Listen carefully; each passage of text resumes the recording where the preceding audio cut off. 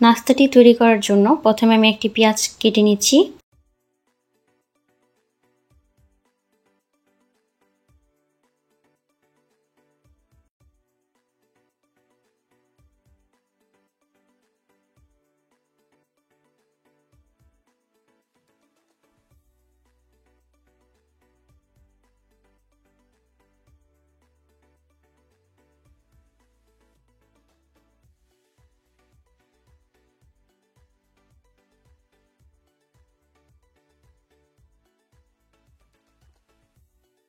আমার পেঁয়াজ কাটা হয়ে গিয়েছে। এবার আমি কাঁচামরিচও কেটে নিব।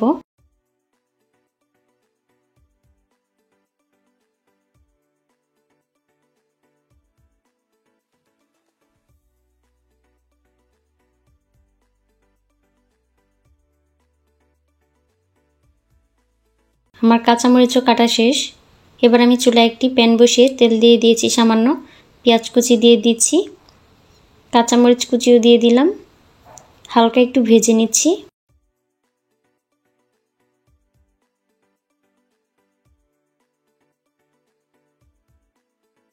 এবার মশলা অ্যাড করে দিচ্ছি।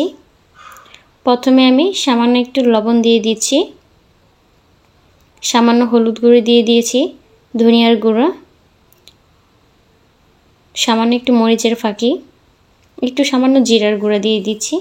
এবার মশলাটা আমি একটু ভালো করে কষিয়ে নিচ্ছি, হালকা একটু পানি অ্যাড করে দিচ্ছি।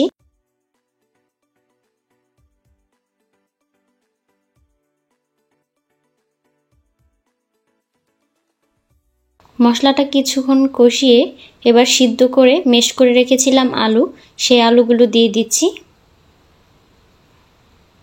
মশলার সাথে খুব ভালো করে মিক্স করে নিচ্ছি।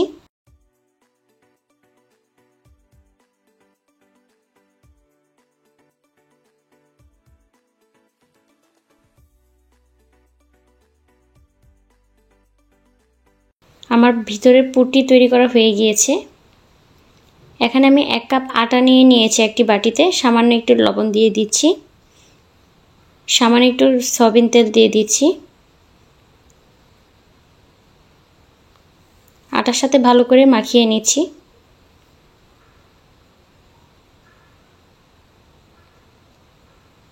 এবার আমি অল্প অল্প করে একটু পানি অ্যাড করব আর একটি রুটির ডো তৈরি করে নিব।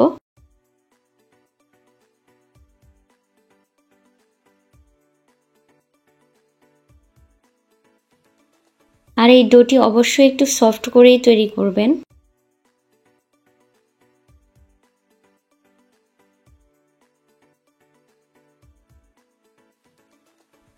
আমি ভালো করে মতে নিচ্ছি। আমার মতা হয়ে গেছে, দেখেই বুঝতে পারছেন কতটা সফট করে তৈরি করেছি।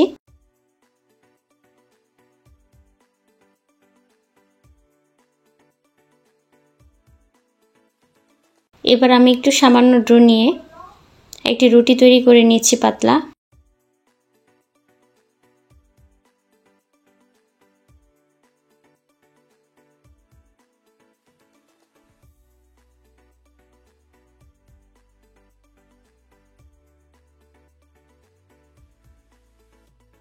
রুটিটি অবশ্যই একটু পাতলা করেই তৈরি করে নেবেন।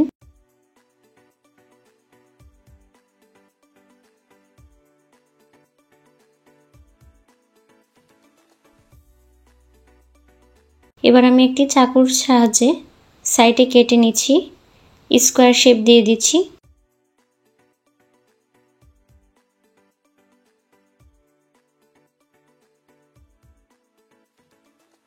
এবার ভিতরের পুরটি আমি ভালো করে দিয়ে দিচ্ছি।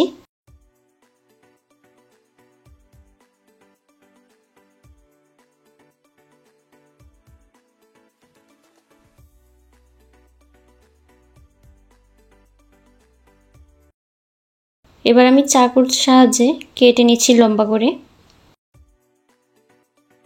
এবার এভাবে ঘুরিয়ে ঘুরিয়ে নাস্তাটি তৈরি করে নিয়েছি। এভাবে আমি রোলগুলো তৈরি করে নিচ্ছি।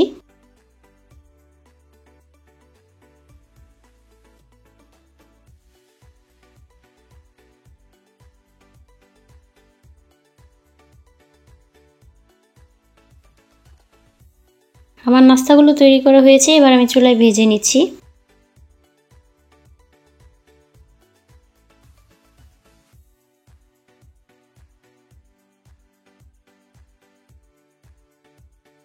ভালো করে উল্টিয়ে পাল্টিয়ে নেড়ে চেড়ে এগুলো ভেজে নিতে হবে। আমি এগুলো একটু ব্রাউন করে ভেজে নেব।